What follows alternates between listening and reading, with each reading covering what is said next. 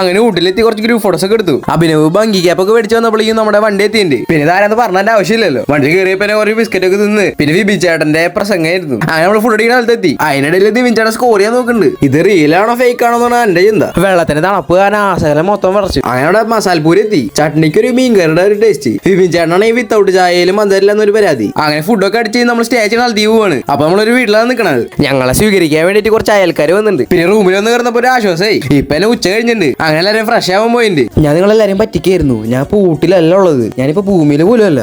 നമ്മുടെ സൂര്യന്റെ പുറത്തുള്ള മെർക്കുറിയില്ല ഇതില്.